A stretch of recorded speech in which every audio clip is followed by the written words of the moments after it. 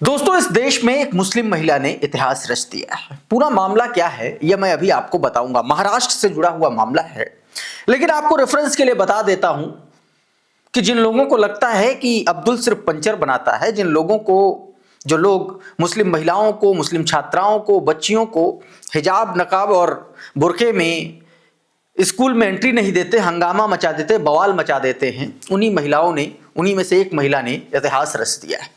खबर क्या है? महाराष्ट्र से खबर है, मैं अभी आपको बताने जा रहा हूं।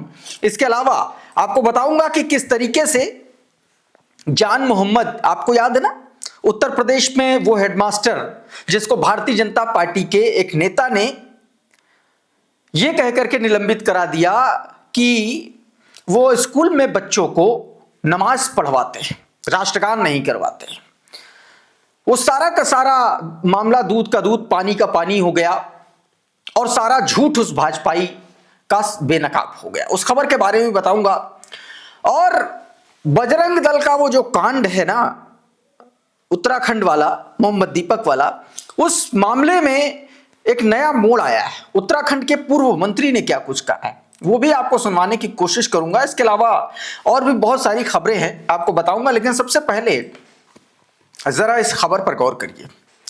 मालेगांव में बुर्के वाली बनी मेयर। इस्लाम पार्टी की नसरीन बानो को समाजवादी पार्टी और कांग्रेस का समर्थन, ओवैसी ने किया किनारा। यह बड़ी खबर है दोस्तों। मालेगांव, दोस्तों, इस बार महाराष्ट्र के जो म्युनिसिपल इलेक्शंस हुए उसमें मालेगांव बड़ा चर्चा का विषय रहा। पता क्यों? क्योंकि मालेगांव में कांग्रेस पार्टी और भारतीय जनता पार्टी ने गठबंधन करके चुनाव लड़ा था।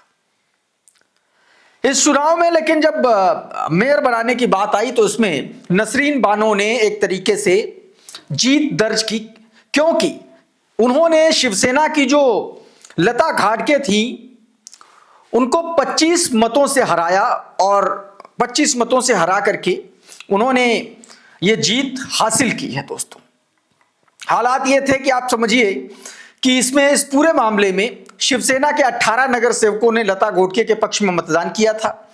इस चुनाव में आईएमआईएम, भाजपा के नगर सेवक जो थे वो तटस्थ रहे थे, वो किसी को समर्थन नहीं किया। एआईएमआईएम और भाजपा के लोगों ने किसी को मतदान नहीं किया और बाकी लोगों ने मतदान किया, जिसमें आप कुल मिलाकर के अगर देखें तो सपा, कांग्रेस और जो इस्लाम पार्टी है, वहां की जो लोकल पार्टी है, उसी की ये कैंडिडेट थी, उनको मेयर चुना गया है दोस्तों। तो ये अपने आप में बड़ी खबर है और बहुत सारे लोगों के लिए एक संदेश भी है। इसीलिए मैंने कहा था कि अब्दुल की जो पहचान, जो लोग सिर्फ पंचर बनाने तक और जो बच्चियों के हिजाब पर सवाल उठाते हैं, बुर्के पर सवाल उठाते हैं, उनको ये खबर देखनी चाहिए। अब एक और खबर में देखिए, इसी को लेकर के आज मोहम्मद सैफी लिख रहे हैं कि मालेगांव में इस्लाम पार्टी की नसरीन बानो ने बहुमत हासिल करते हुए जीत हासिल की। इस्लाम पार्टी के पास 35 नगर सेवक थे, जिसके बाद समाजवादी पार्टी 5 वोट और कांग्रेस 2 वोट हासिल करके उन्होंने, इस्लाम पार्टी ने जीत हासिल की और नसरीन शेख को मेयर बनाया गया। इस बीच उत्तर प्रदेश का वो मामला आपको याद है कि किस तरीके से एक मुस्लिम हेडमास्टर को भारतीय जनता पार्टी के एक स्थानीय नेता ने प्रोपेगेंडा में फंसा करके बीएसएस से शिकायत की। यह शिकायत की कि वो स्कूल में नमाज पढ़वाते हैं, बच्चों से राष्ट्रगान नहीं करवाते हैं। लेकिन उस स्कूल की असलियत दरअसल ये थी कि उसमें 7 स्टाफ हैं, हिंदू हैं, ज्यादातर बच्चे हिंदू हैं। और जब बात की गई स्कूल के स्टाफ से तो सारा का सारा मामला फर्जी निकला। अब देखिए क्या कुछ है, ये जरा स्टोरी देखिए। जी सलाम टीवी की स्टोरी है, इसको देखिए जरा, छोटा सा हिस्सा इस वीडियो का देखिए। पर जान मोहम्मद बेकसूर साबित हुए हैं। जान मोहम्मद पर लगे इल्जाम बेबुनियाद साबित हुए। बीएसए की जांच में बेकसूर पाए गए जान मोहम्मद। मथुरा के नौजील प्राइमरी स्कूल का ये मामला है।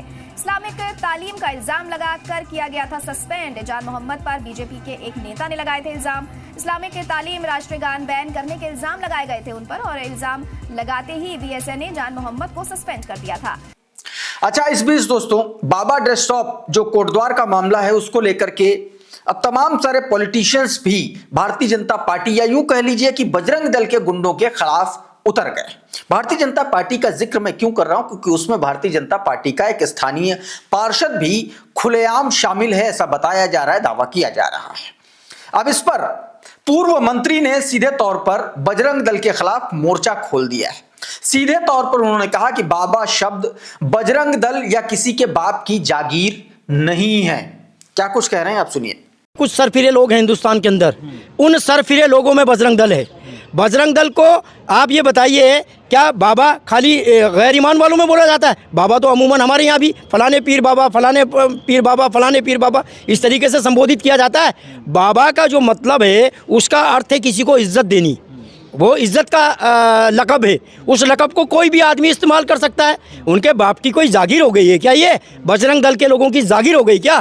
क्या उनके बाप की जागीर है क्या ये? हिंदुस्तान में जो हमारी गंगी जमनी तहजीब है वही अगर बरकरार रहेगी तभी ये सब चलेगा, देश चलेगा। मैं आपसे फिर कह रहा हूँ और मेरा निवेदन है, मैं मुख्यमंत्री से भी ये निवेदन करना चाहता हूँ, आप तमाम लोगों के चैनल के माध्यम से, मुख्यमंत्री अपनी ज़हनियत को ठीक करे।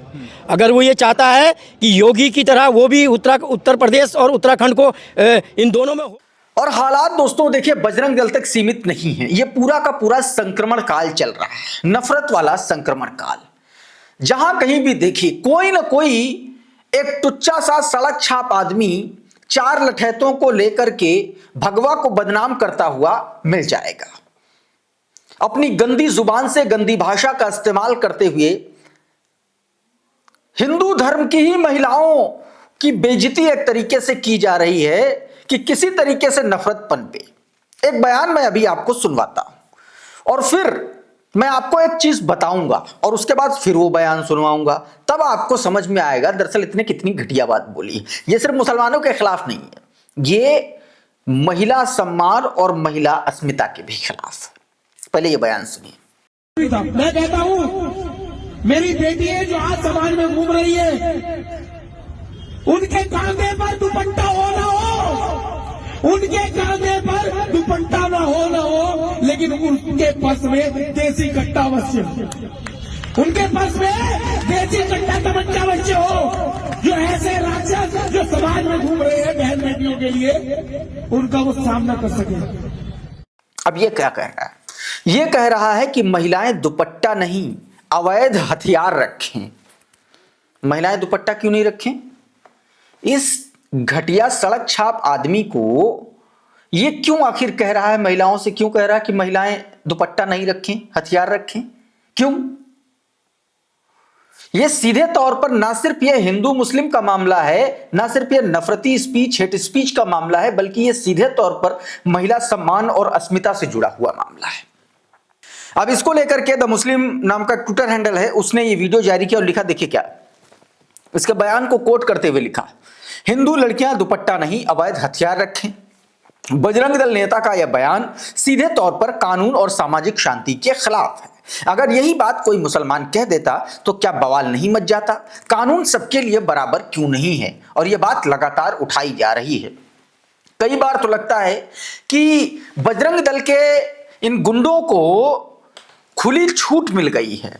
हालांकि खुली छूट अगर दी गई है तो कम से कम एक ऑर्डर, सरकारी ऑर्डर जारी कर देना चाहिए। हर पुलिस थाने में, हर चौकी के बाहर चस्पा कर देना चाहिए कि बजरंग दल के गुंडे हिंदू मुसलमान की नफरत फैलाएंगे, इनको कृपया कोई कुछ नहीं बोले। तो कम से कम ये समझ में तो आ जाए कि सरकारों का दरअसल जो असली चेहरा है वो जनता देख तो ले कि किस कीमत पर समाज को खंड खंड करने की पूरी साजिश चल रही है, सिर्फ और सिर्फ सत्ता की मलाई चाटने के लिए। एक और तस्वीर आपको दिखाता हूं, एक खबर दिखाता हूं कि कैसे यह संक्रमण काल चल रहा है। दिल्ली में दंगों के दौरान 23 साल के फैजान को वंदे मातरम और राष्ट्रगान गाने के लिए मजबूर करने और पीट पीट कर हत्या के मामले में 2 पुलिसकर्मियों पर आरोप, इस तरीके की खबर निकल के सामने आई। जरा जर्नो मिरर की इस खबर को देखिए। दिल्ली राइट्स के दौरान ये आरोप लगे। अब आप सोचिए कि अगर पुलिस कर्मियों तक ये संक्रमण है तो इस देश की व्यवस्था कहां जा रही है, यह भी अपने आप में बड़ा सवाल है। जर्नो मिरर ने बाकायदा इसको लिखा है। अब एक और खबर मैं आपको दिखाता हूं, जरा इस खबर को गौर से देखिए। अभी मैं वो बयान भी सुनाऊंगा। देखिए, ये भारतीय जनता पार्टी के सांसद हैं, ये कह रहे हैं एक भी मुल्ला नहीं बोलेगा मेरे होते हुए। भाजपा सांसद हैं, ये अलीगढ़ से हैं, सतीश गौतम इनका नाम है। दरअसल अलीगढ़ में कोल रजवाहा नहर जो है उसको खाली कराए जाने को लेकर के जल शक्ति मंत्री के साथ में यह बैठक थी। इसी दौरान जब किसी ने सवाल किया तो सत्ता के मद में चूर भारतीय जनता पार्टी के सतीश गौतम, अच्छा दूसरे शब्दों में यह भी कह सकते हैं, नफरती बयानों की एक तरीके से कंपटीशन में, रेस में आगे निकलने की ऐसा लगता है कि होड़ मची हुई है कि कौन ज्यादा मुसलमानों को घटिया शब्दों से गाली बक सकता है। ऐसा लगता है कि हिमंता विश्व शर्मा हो, चाहे उत्तराखंड के मुख्यमंत्री हो, चाहे गोड्डा का वो बदतमीज और अभद्र सांसद हो, चाहे ये सांसद महोदय हो, एक होड़ सी लगी हुई है कि कौन ज्यादा घटिया तरीके से मुसलमानों से पेश आ सकता है। क्या आपको सतीश गौतम के इस बयान से ऐसा भान नहीं हो रहा है? क्या कुछ कहा है सांसद जी ने, आप स्वयं सुन लीजिए, अपने ही कानों से सुनिए जरा क्या कह रहा है। आपकी स्क्रीन पर देखिए। अलीगढ़ का सांसद बहुत तुम्हें डर लग रहा है यार। अलीगढ़ का तुम सांसद होने के बाद भी खुद बारे एक मुल्ला नहीं बोलेगा, मेरी गारंटी। यह वीडियो भारत समाचार ने अपने ऑफिशियल ट्विटर हैंडल से जारी किया है। और अब मैं भाजपाइयों की एक और करतूत दिखाता हूं। दो भाजपा के विधायक हैं। एक भाजपा के विधायक हैं योगेश शुक्ला। योगेश शुक्ला भारतीय जनता पार्टी के विधायक हैं। राजधानी लखनऊ की आउटर सीट है बख्शी तालाब। बख्शी तालाब की विधानसभा सीट से ये विधायक हैं। और एनडीए के एक और विधायक है बेदीराम। अच्छा, बेदीराम पुराना छाया हुआ नाम है, बेदीराम पहले से बदनाम नाम है। अवैध अतिक्रमण को लेकर के योगेश शुक्ला जो बीजेपी के विधायक हैं, बेदीराम जो एनडीए के विधायक हैं, उनके खिलाफ मोर्चा खोलने उतर पड़े हैं। सुनिए जरा क्या कुछ कहा गया और कैसे 24 घंटे में कब्जा हटाने का अल्टीमेटम दिया जा रहा है। यानी कि भाजपा भ्रष्टाचार में, कब्जेदारी में, ठेके पट्टे में किस तरीके से सिरफुटव्वल की स्थिति भाजपा विधायकों में हो रही है, ये आप खुद देख लीजिए। भाजपा और एनडीए के देखिए जरा ये वीडियो। देखिए, ये आज मेरे संज्ञान में आया है। हमारे ऊपर के अधिकारियों ने कहा कि तहसीलदार साहब आप जाके देखिए।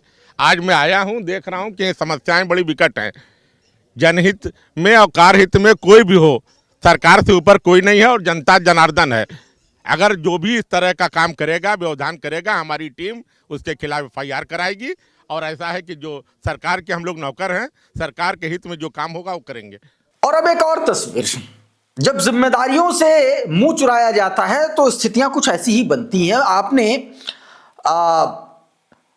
पूर्व आर्मी चीफ नरवणे की उस किताब का विवाद आपने सुना होगा और उसमें जो दावा राहुल गांधी के द्वारा किया गया, वो जो कारवां में वो लेख छपा जिसमें कहा गया कि प्रधानमंत्री नरेंद्र मोदी अपनी जिम्मेदारी से बच रहे थे, चीन वाले मामले में फैसला नहीं ले पा रहे थे, इसीलिए राजनाथ सिंह पर और जयशंकर पर सारा मामला छोड़ दिया, ठीकरा फोड़ दिया।